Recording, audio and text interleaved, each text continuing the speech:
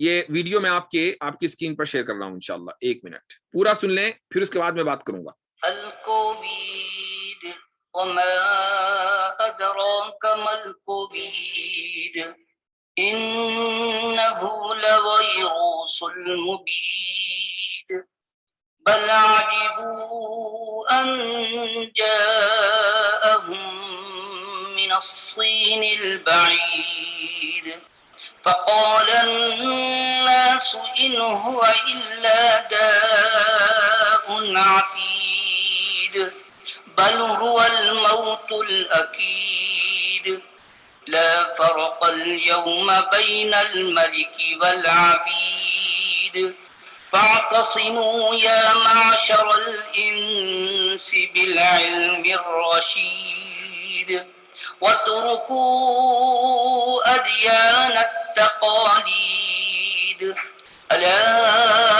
ألا تخرجوا لتشتروا السميد وامكثوا في بيوتكم إنه لبلاء شديد انتشار مديد اغسلوا أيديكم بالصابون الجديد لتنجو من هذا المرض العنيد لقد صدق العلم المجيد بقوله السديد ورشده الحميد. تو جناب والا یہ اس کی ہے سورۃ الکووید.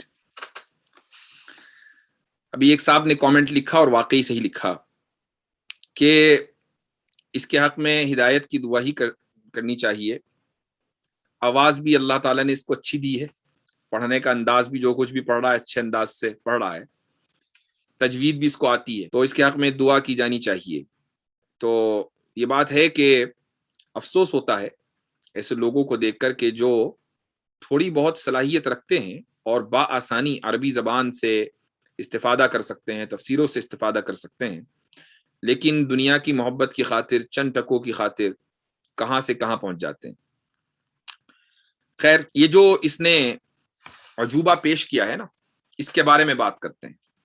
الکووید وما ادراک ما الکووید. سب سے پہلی چیز ہے، دیکھیے اس پورے پیسج میں اگر ایک اس کا سینٹنس غلط ثابت ہو گیا کسی بھی اعتبار سے، چاہے وہ سائنٹیفکلی غلط ثابت ہو گیا، چاہے وہ لنگوسٹکلی غلط ثابت ہو گیا، وہ گرامیٹیکلی غلط ثابت ہو گیا یعنی گرامر کے اعتبار سے، یا یہ کہ وہ بلاغت کے اعتبار سے غلط ثابت ہو گیا، کسی بھی اعتبار سے وہ غلط اگر ثابت ہو گیا تو یہ قرآن کے چیلنج کا جواب نہیں. قرآن کے چیلنج کا جواب یہ تبھی ہوگا جب ان تمام کے تمام معیارات پر وہ پورا اترے. ایک جگہ بھی اگر ہم نے ثابت کر دیا، اور ہم اس کی ایک ایک آیت کو کرتے ہیں، 3-4 آیتوں کو دیکھ لیتے ہیں. آیت بھی میں اس لیے کہہ رہا ہوں کہ یہ کہہ رہا ہے، ورنہ دراصل ان جملوں کو آیت کہنا آیت کی توہین ہے. تو وما ادراکا مل کووید، قرآن کریم میں وما ادراکا 14 دفعہ استعمال ہوا ہے. جیسے الحاقۃ ما الحاقہ وما ادراک ما الحاقہ، القارعۃ ما القارعہ وما ادراک ما القارعہ. سورہ مدثر میں آیا وما ادراک ما سقر، سورہ انفطار میں آیا وما ادراک ما یوم الدین، سورہ قدر میں آیا وما ادراک ما لیلۃ القدر. تو جہاں جہاں بھی ما ادراکا آیا ہے، یہ ان چیزوں کے بارے میں آیا ہے جو انسان کے ادراک سے ماورا ہیں، بیونڈ ہیومن انڈرسٹینڈنگ، کہ انسان خود ان کو نہیں سمجھ سکتا، بیونڈ ہیومن پرسپشن، انسان کے ادراک سے دور ہیں. یعنی انسان خود نہیں سمجھ سکتا کہ قاریعہ کیا ہے، حاقہ کیا ہے، لیلۃ القدر کی کیا حقیقت ہے، قاریعہ کیا ہے، سقر کیا ہے، یوم الدین کیا ہے، جب تک خدا خود نہ بتائے. تو اس لیے اللہ تعالیٰ آگے جو اس کا تعارف کراتا ہے اس کی طرف توجہ مبذول کرانے کے لیے وہ ما ادراکا کا اسلوب استعمال کرتا ہے. تو جہاں جہاں بھی ما ادراکا ہے وہاں یہ طے ہے کہ وہ چیز جس کے بارے میں بات ہو رہی ہے انسان اپنی عقل سے اس کی حقیقت کو نہیں پا سکتا. اب سوال یہ ہے کہ الکووید وما ادراک ما الکووید، سو کووڈ میں ایسی کون سی خاص بات ہے کہ جو انسانی ادراک سے ماورا ہے، جو انسانی ادراک سے دور ہے، انسان کے پرسپشن سے ہٹ کر ہے. وہ بھائی انسان ہی تو ہے نا کہ جس نے کووڈ ڈسکور کیا، انسان ہی ہے کہ جس نے کووڈ کے علاج کے نام پر ویکسین بھی بنا دی. تو آپ یہ نہیں کہہ سکتے کہ انسان کے سمجھ میں نہیں آ رہا کہ یہ کیا چیز ہے. اس لیے وما ادراکا کا استعمال یہاں بھونڈا استعمال ہے. اس جگہ استعمال ہو ہی نہیں سکتا. وہ ایسی جگہ استعمال ہوگا جو چیز انسانی ادراک کے سے ہٹ کرو. تو پہلا اس میں مسئلہ تو یہ ہے. یہ بالکل ایسا ہی ہے کہ مسیلمہ کذاب نے ایک صورت بنائی تھی الفیل ملفیل وما ادراک ملفیل لہو ذنب وبیل وخرطوم طویل، کہ ہاتھی کیا ہے ہاتھی، ملفیل وما ادراک ملفیل، اور تم کیا جانو کیا ہے ہاتھی. اس کی بڑی سخت دم ہوتی ہے اور سونڈ بڑی لمبی ہوتی ہے. تو لوگوں نے جب اس کلام کو سنا تو اس کا مذاق بنایا. چونکہ یہ چیز کوئی انسانی ادراک سے ہٹ کر نہیں ہے کہ بھئی ہاتھی کی سونڈ لمبی ہوتی ہے، دم بڑی سخت ہوتی ہے.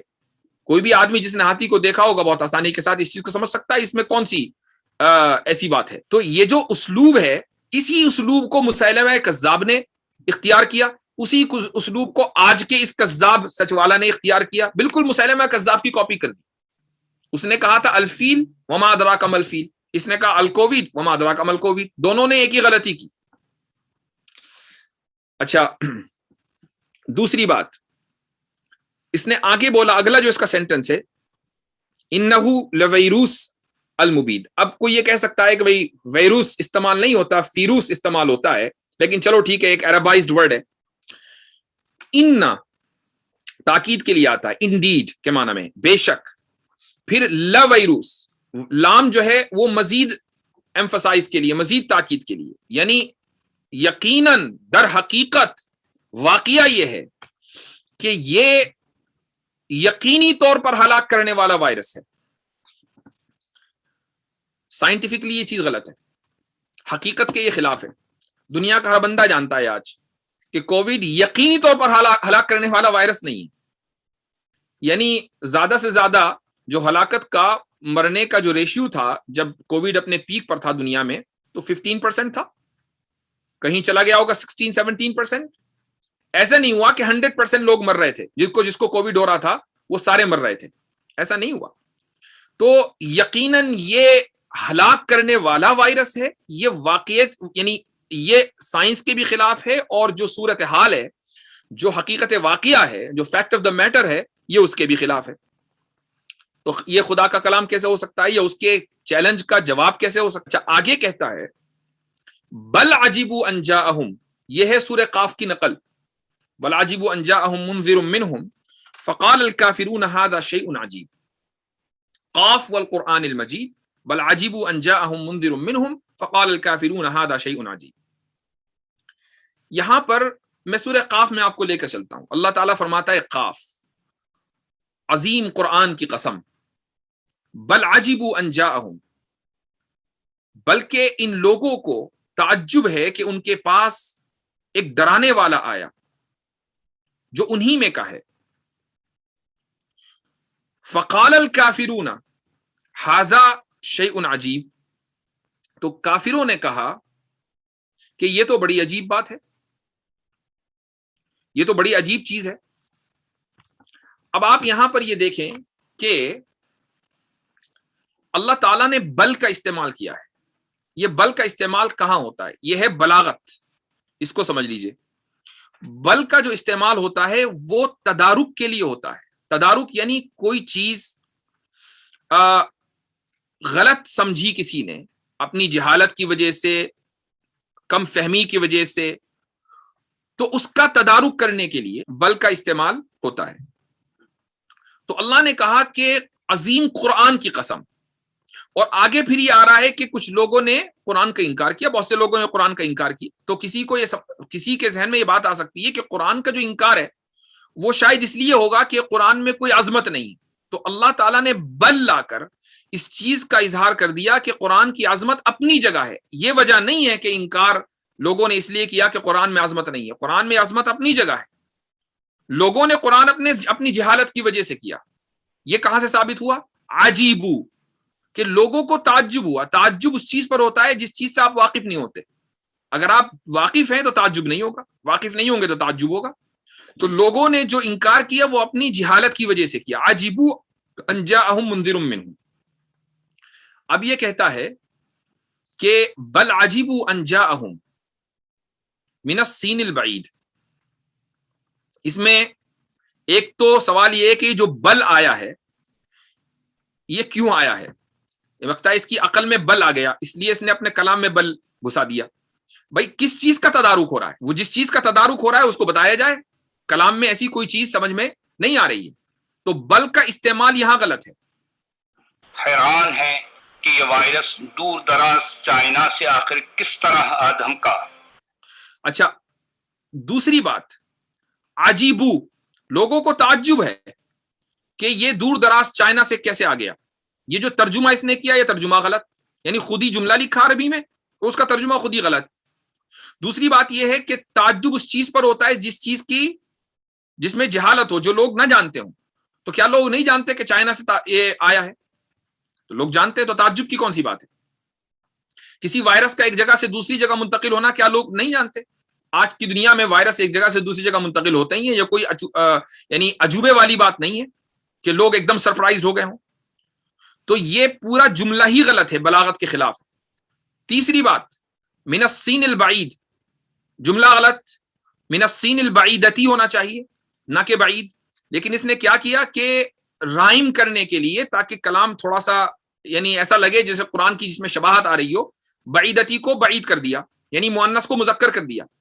صفت کے جینڈر کو بدل دینا محض اس لیے کہ وہ رائم کرے، یہ کلام کا سب سے بڑا عیب ہے. تو من السین البعیدتی ہونا چاہیے، چونکہ عربی زبان میں جو جگہوں کے نام ہیں چند جگہوں کے استثناء کے ساتھ، چند جگہوں کے ایکسپشن کے ساتھ، سارے کے سارے مؤنث ہیں، تو سین بھی مؤنث استعمال ہوتا ہے. ٹھیک ہے. آگے یہ کہتا ہے کہ اچھا ایک اور پرابلم ہے اس میں کہ لوگوں کو تعجب ہوا کہ یہ دور دراز کے چائنا سے یہ کیسے آ گیا. تو اب چائنا والوں کا کیا؟ یعنی چائنا والوں کے لیے تو دور دراز نہیں ہے، انڈیا والوں کے لیے بھی دور دراز نہیں ہے، پاکستان والوں کے لیے بھی دور دراز نہیں ہے. اور اس کلام کا جو خالق ہے سچ والا وہ انڈیا میں بیٹھا ہوا ہے، وہ چائنا سے دور نہیں بیٹھا ہوا. تو گویا کہ چائنا کے لیے، انڈیا والوں کے لیے، پاکستان والوں کے لیے، بنگلہ دیش والوں کے لیے تو یہ سینٹنس بالکل بے معنی ہو گیا، کیونکہ ان کے لیے تو چائنا دور دراز ہے ہی نہیں. ہاں اگر ان کے لیے ہوتا کہ بھئی کینیڈا نہیں وہاں سے آیا الاسکا سے، تو اب شاید یہ کہا جا سکتا تھا کہ دور دراز سے آیا. ان کے لیے تو چائنا بغل میں ہے، پڑوسی ملک ہے. اور پھر خود چائنا والوں کے لیے چائنا دور نہیں، وہ چائنا کے اندر بیٹھے ہوئے ہیں. تو گویا کہ یہ کلام چائنا والوں کے لیے ہے ہی نہیں. قرآن تو پوری انسانیت کے لیے ہے، وہ کسی خاص علاقے کو کہ لوگوں کو خطاب نہیں کرتا، وہ پوری انسانیت کو خطاب کرتا ہے. تو قرآن کے چیلنج کا جواب کیسے ہوا؟ اچھا آگے چلیں. کہتا ہے کہ بل هو الموت الاکید. یہاں پر بھی بل لانا، بھائی بل کسی چیز، کسی غلط فہمی کے رد کے لیے استعمال ہوتا ہے. ابھی تو اس نے کہا کہ یہ داؤن عتید، یعنی یہ سمجھ لیں کہ یعنی ہلاک کرنے والی خطرناک بیماری ہے. پھر اس کے بعد کہہ رہا ہے بل هو الموت الاکید. تو کیا اس خطرناک بیماری کے اعتراف کے بعد کسی کے ذہن میں کوئی شک پیدا ہوا؟ کوئی شک پیدا نہیں ہوا، سب کہہ رہے ہیں کہ ہاں جی خطرناک بیماری ہے. پھر بل لانے کا کیا مطلب ہے؟ بل سے تو کسی غلط فہمی کا ازالہ ہوتا ہے. وہ کون سی غلط فہمی ہے؟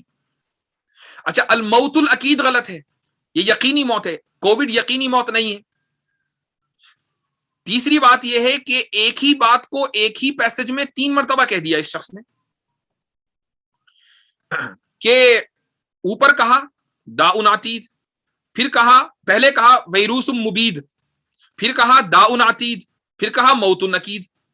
ایک ہی بات ہے اور 3 مرتبہ کہا جا رہا ہے. تو اس میں کون سی بلاغت ہے؟ تو بلاغت کے اصول کے خلاف ہے. بات اتنی کہنی چاہیے جتنی ضرورت ہو، بلا ضرورت کلام اس بلاغت کے اصول کے خلاف ہوتا ہے. اچھا اس کے بعد آگے چلیں آپ. آگے لا فرق الیوم بین الملک والعبید، کہ آج اس کا ترجمہ اس نے کیا ہے کہ آج سربراہوں اور عام آدمیوں کے درمیان کوئی فرق نہیں رہا. چلے ملک کا ترجمہ آپ سربراہ کر لیں، لیکن عبید کا ترجمہ عام آدمی نہیں کر سکتے ہیں. عبید جمع ہے عبد کی. عبد کے معنی آتے ہیں غلام کے، اور عبد عبادہ سے نکلا ہے یعنی بندگی. عبد کے لیے معبود چاہیے، تو اس کا مطلب یہ ہوا کہ عبید کہہ کر اس نے معبود کا اقرار کر لیا. عبید جب ہی ہوں گے جب معبود ہوگا، اگر معبود نہیں ہوگا تو عبید بھی نہیں ہوں گے. اور اگر وہ یہ کہہ رہا ہے کہ نہیں عبید سے مراد غلام ہے، تو یہ خلاف واقعہ ہے. عام لوگوں کو غلام نہیں کہا جا سکتا. تو یا تو معبود کا اقرار ہے یا ساری دنیا کی غلامی کا اقرار ہے. دونوں ہی باتیں غلط ہیں. نہ تو ساری دنیا غلام ہے اور نہ اس کے نزدیک معبود موجود ہے. اس کے نزدیک، ہمارے نزدیک موجود ہے، اس کے نزدیک معبود موجود نہیں ہے. تو یہ سیلف کانٹرڈکٹری ہے، اپنے آپ سے یہ کانٹرڈکٹ کر رہا ہے. اچھا، اس کے بعد معبود کا اقرار کرنے کے بعد وہ ساتھ میں یہ بھی کہتا ہے کہ وَتْرُكُوا، کیا ہے اس کو جو الفاظ ادیان التقالید، یعنی جو روایتی دین ہے ان کو چھوڑ دو. تو روایتی جو ادیان ہیں، چاہے وہ اسلام ہو یا دوسرے ادیان ہو، سب کے سب معبود کے کا اقرار کرنے والے ہیں. تو جب یہ روایتی ادیان کو ترک کرنے کی دعوت دے رہا ہے، اس کا مطلب یہ ہے کہ یہ معبود کا انکار کر رہا ہے کہ کوئی معبود موجود نہیں ہے، کوئی ایسی ذات موجود نہیں ہے کہ جس کی عبادت کی جانی چاہیے. اور ساتھ میں عبید کہہ کر معبود کا اقرار بھی کر رہا ہے. اسی کو کہتے ہیں کانٹرڈکشن. تو اچھا، اس کے بعد اس نے کہا کہ وَاعْتَصِمُوا يَا مَعْشَرَ الْإِنسِ بِالْعِلْمِ الرَّشِيدِ، کہ اے انسانوں العلم الرشید کو مضبوطی سے تھام لو. یہ علم الرشید کیا ہے؟ رشید کے معنی کیا ہے؟ رشید کے معنی آتے ہیں کہ جو ہدایت دینے والا ہو، راستہ دکھانے والا ہو، یا ہدایت یافتہ ہو. دونوں اس کا ترجمہ ہے. علم کا ترجمہ اس نے کیا ہے سائنس. چلو ہم یہ تھوڑی دیر کے لیے اس کو بینیفٹ آف ڈاؤٹ دیتے ہیں کہ سائنس کو اس نے ہدایت دینے والی کہا ہے. اور تو اس کا مطلب یہ ہوا کہ سائنس ہمیشہ ہدایت دے گی، صحیح بات بتائے گی. جب صحیح بات بتائے گی تو غلط بات نہیں بتا سکتی. لیکن ہم یہ دیکھتے ہیں کہ سائنس میں 99% آف دا ٹائم تھیوریز ہیں کہ جن میں آپس میں سائنسدانوں میں خود اختلاف ہوتا ہے. اور اختلاف اس حد تک ہوتا ہے کہ ایک کے نزدیک سیاہ تو دوسرے کے نزدیک سفید، ایک کے نزدیک اوپر تو دوسرے کے نزدیک نیچے. اس حد تک اختلاف ہوتا ہے. آپ مثلا ویکسینز کو دیکھ لیجئے، آپ کو سائنسداں ہی ملیں گے جو ویکسین کا انکار کر رہے ہیں اور یہ کہہ رہے ہیں کہ ویکسین نقصان دہ.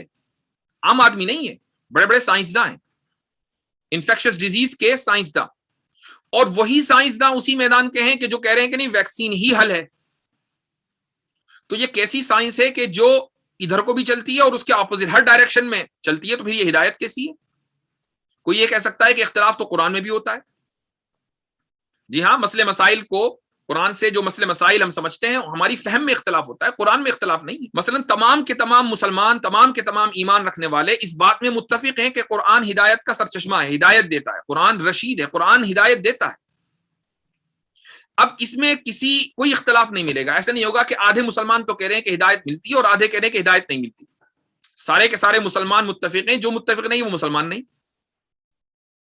لیکن سائنس میں یہ کہ جو سائنٹیفک تھیوری سے متفق کرے، اتفاق کرے، وہ بھی سائنٹسٹ، جو اتفاق نہ کرے وہ بھی سائنٹسٹ. لہٰذا علم کی جو صفت اس نے رشید بیان کی ہے وہ صفت غلط ہے. تو آپ اس طریقے سے ایک ایک جملے کو ڈی کنسٹرکٹ کر سکتے ہیں، اس کی پورے پیسج کو ڈسمینٹل کیا جا سکتا ہے. اب اس سے متاثر وہ ہوگا کہ جو عربی زبان نہیں سمجھتا، نہیں جانتا، وہ عربی زبان کا یعنی وہ سبجیکٹ اور پریڈیکیٹ مبتدا خبر نہیں جانتا، وہ تو ہو سکتا ہے متاثر ہو جائے. لیکن ایک آدمی جو بنیادی معلومات رکھتا ہے وہ اس سے متاثر نہیں ہو سکتا. اور اس طرح کے چیلنجز تو ہر ایرے غیر نتھو خیرے نے بتھیرے کیے ہیں. چیلنج کا جواب دینا ہے تو قرآن جیسا کم سے کم اس کے قریب تو لے کر آؤ. محض تجوید سے پڑھ دینا یہ قرآن کے چیلنج کا جواب نہیں ہے. قرآن کے چیلنج کا جواب اس وقت ہوگا جبکہ آپ کا بنایا ہوا کلام بلاغت میں اپنی انتہا پر ہو، وہ فصاحت میں اپنی انتہا پر ہو، وہ حقیقت کے مطابق ہو، وہ سچائی کے مطابق ہو، اور اسی طریقے سے اس میں کوئی نحوی، صرفی، کوئی گرامر کی کوئی غلطی نہ ہو. اور بھی بہت سی صفات ہیں، یہ تو میں نے چند چیزیں ذکر کر دی ہیں. تو جب آپ کا کلام ایسا ہوگا تو یہ کہا جا سکے گا کہ ہاں بھائی یہ قرآن کی آپ نے تھوڑی سی اس کے آپ قریب چلے گئے. اب یہ لوگ قرآن سے جملے اٹھاتے ہیں، بل عجیبوا ان جاءہم، جو کہ تو قرآن کی کاپی، اور یہ کہتے ہیں کہ ہم نے قرآن کے چیلنج کا جواب دے دیا. چوری اور سینہ زوری اس کو کہتے ہیں.